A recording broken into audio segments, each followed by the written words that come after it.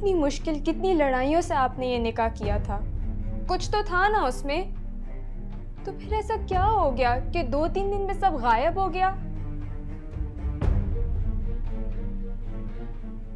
वरदा, मैंने उससे जो कुछ कहा है ना, बिल्कुल ठीक कहा है।